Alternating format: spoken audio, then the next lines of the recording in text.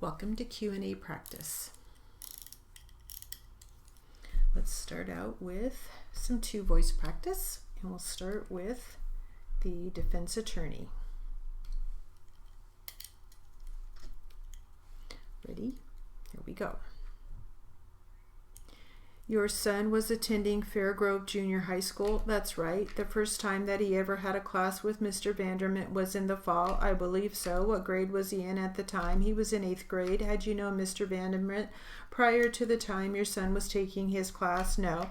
Had you heard anything about him at all? Not until after my boy was struck. Up until that time, you had never heard anything good or bad about Mr. Vandermint? No. When did you first learn about your son being struck by Mr. Vandermint? It was around the middle of February, more or less. The middle of February, you say? Yes. What was that at your home? Yes, sir, it was. Just how did you learn about it? He told me. Your son told you? Yes, sir. What was the nature of the conversation with your boy when you first learned of the incident? Well, he would come home complaining every day about his legs and about his dizzy spells and about the cramping of his legs and not able to sit down. It was the same thing every day. How long had this been going on? Since September? This was in February when he told me this. About how long had he been complaining of it before you asked him about it? About a week.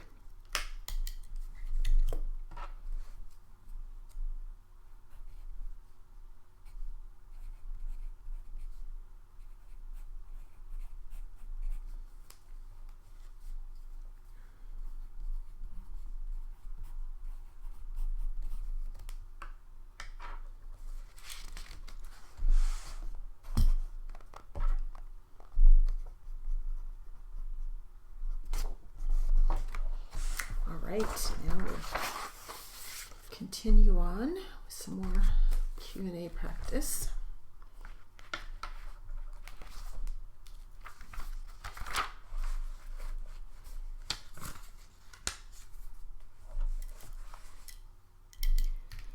And we will start with the plaintiff attorney. Ready? Did he tell you whether or not they drew any kind of blood sample from him when he was taken in? No, he didn't. He didn't mention that one way or the other? No. Did he ever later tell you if they did or not? No. Had you ever driven in the car with Mr. Majors? Not while he was driving? No. Did you know that Mr. Majors struck that? Did you have reason to believe before the accident occurred, did you have reason to believe that Mr. Majors was not a good driver? Not that he was a good driver, no. Let me ask you this. I can understand why you would not want somebody to drive a car that was in your name, but it seems to me that there was probably some reason that you didn't want Majors driving this car. Can you tell me what that was, if there was a reason? He's asking if there was a reason. If there is, yeah, I do have a reason why. What was the reason? Because I figured he was into drugs and things like that. You've answered. Okay, so you were strike that. Is it safe to say, is it fair to say that you were primarily concerned that perhaps some criminal activity could take place when Mr. Majors was using the vehicle, that maybe somehow you were afraid could be led back to you? Yes, but it had nothing to do with Mr. Majors' ability, as far as you knew at the time, to be a good driver. Can you say that again? Yes, I think we've established that you didn't want Majors using the car that was in your name because you were afraid he might be involved in some sort of criminal activity, right? Right.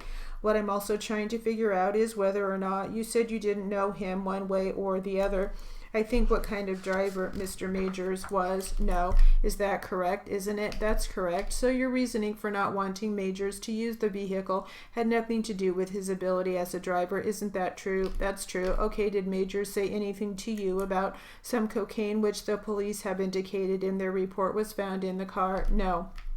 He never mentioned that to you, one way or the other. No. Did you ever talk with Mr. Smithton about this accident? That's my client, the plaintiff in this case. No. Did you ever talk to the police about this accident? No. Had you ever known Mr. Majors to have a job? No. Approximately how much in terms of money damages was done to your car, if you know? Objection as to the term your car. I think we've used it pretty consistently as being in her name. Let me ask you this. How much damage in terms of cost of repair or What not has been done to that 2006 Toyota? It was totaled. Did Mr. Majors ever tell you where he was going at the time that the accident occurred? No. Is Mr. Bradford still your boyfriend? No. Have you seen Mr. Bradford lately? No. Do you know if Mr. Roberts was injured in this accident? Yes. Was he, from what I could see? Oh, you saw him as well on the day of the accident? Not the day. No. You saw him sometime after the accident? Yeah. And okay, and he looked to you to be injured from this accident? Yes. For what reason was Mr. Bradford's license suspended? If you know, I don't know. If you know, I don't know. How did strike that? Did Mr. Majors offer some explanation to you as to how the accident occurred? No, you didn't ask him. Well, yes, I could back that up. I'm sorry. Did he answer you and give you some explanation as to what happened? Yes, he did. Okay, what did he say happened? He said that Mr. Smithton pulled in front of him while he was going down the street. Have you ever gone by any other names other than the last name of Lee? My maiden name. What is your maiden name, or was it Susan Ann Rimpton? Could you spell Rimpton, Rempton? That's all the questions I have. I think the record's pretty clear. I just want to ask one question. You had mentioned earlier in response to a question about the Camry that you had bought it. I just want to make sure on the record what you meant by that. I don't remember. What was that? Who bought the car? Arthur. He paid for it. He paid for it. I don't have anything further. I just wanted to clear that up. Okay, I'd propose that we enter into a stipulation whereby the court reporter can be relieved of her duties under the code, and the deposition transcript can be sent to counsel's office, and that he will forward it on to the deponent, who can read it and make any changes which are necessary and sign it under penalty of perjury. And further, that I be advised of any changes which are made in the transcript, say within 45 days of Ms. Lee's receipt of it, and if the original is lost, stolen, or otherwise unavailable at the time of any arbitration or trial, that a certified copy can be used in lieu thereof, and that opposing counsel may retain custody of the original. So stipulated. Thank you.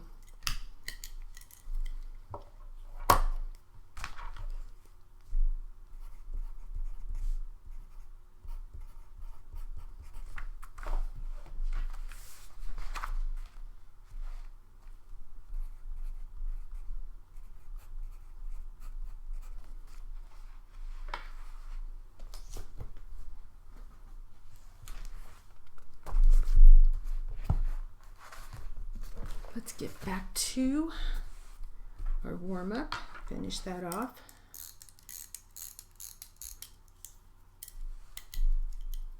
We will start with the defense attorney. Ready? Here we go. When did he start complaining about dizzy spells and his legs hurting? Along in September. September, right after school started. That continued on up until February. Yes. During that period of time, were you asking him what caused it to hurt?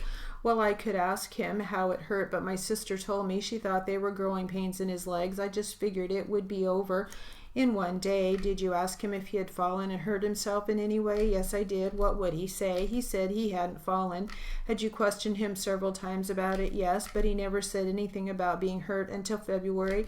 Not until February, when he really got sick. In February, did he appear to be worse? Yes, very much. Did he limp? Yes. Was it quite a noticeable limp when he would walk? Very much, yes. He could not walk the same. Did it appear he had to catch onto things because of his dizzy spells, or did you notice he would almost fall? Yes, he acted as though he was kind of dumb, kind of clumsy, like he wasn't himself. He kind of staggered when he walked? Yes, and he dragged his feet to walk. He dragged both feet? Yes. Did you notice anything else? He would trip real easily? Yes, sir, and bump into things as he was walking.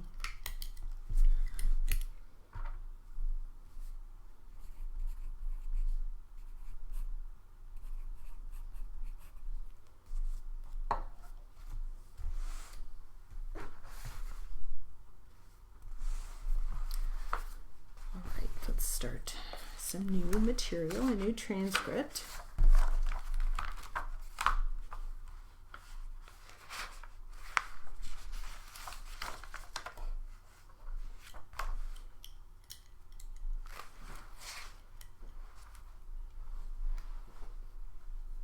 Ready? Here we go.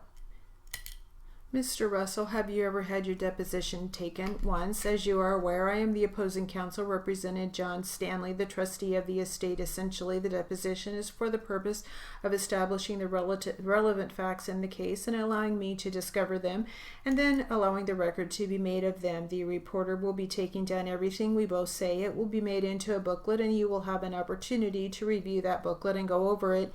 You may make any changes you so desire and then sign it. However, I will be able to comment on any changes you make. In that regard, it will probably be beneficial that when I do ask questions, you make sure you understand them. If you don't understand the question, tell me, and I will try to make it clear to remove any ambiguity. With that removed, the need to make corrections will be eliminated.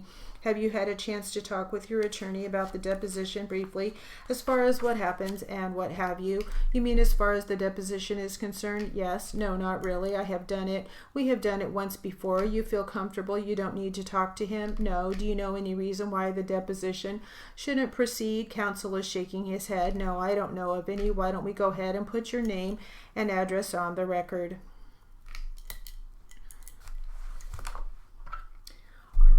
We will go ahead and stop there, carry on the next time. That will conclude our Q&A practice.